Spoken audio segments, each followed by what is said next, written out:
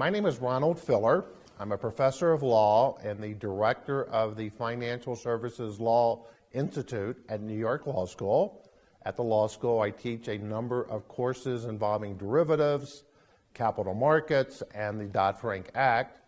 Before joining the faculty at the law school in 2008, for 16 years, I was a managing director in the capital markets prime services division at Lehman Brothers.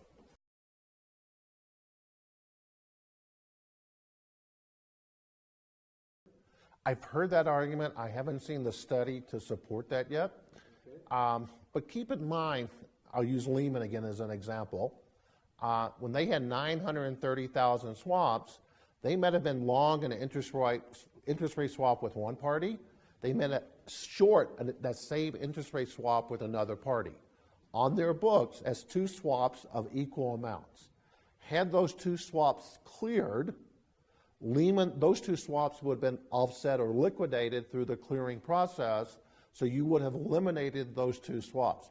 Yet, if you look at it from that perspective, there might be less swaps with an open interest because of the clearing mechanism, but both parties, meaning the buy swap and the short sell swap, Lehman engaged in two different swap transactions. So how you play with the numbers is very important to try to answer your question.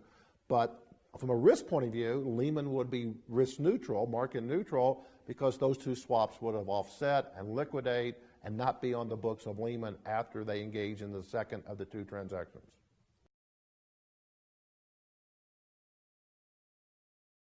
That's the great question of all times. No one knows the answer to that.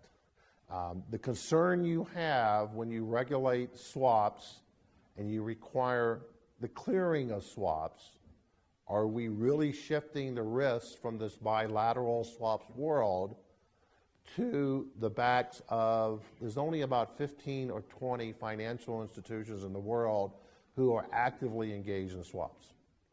You have clearing houses who will be clearing the swaps. Will they be put at greater risk? And you do not want to impose that type of risk on a clearinghouse. You hope that these 15 to 20 large financial institutions have proper internal controls and risk management procedures in place. I was at Lehman for 16 years. I had left before the bankruptcy, and I never believed that Lehman would ever file for bankruptcy. They did. Those things happened. And since Lehman, as you know, we've had several other bankruptcies with MF Global and AIG almost did, but for the payment by the U.S. Treasury to bail out AIG. So the answer is, yes, there is going to be another bankruptcy. We just hope it doesn't happen in the near future.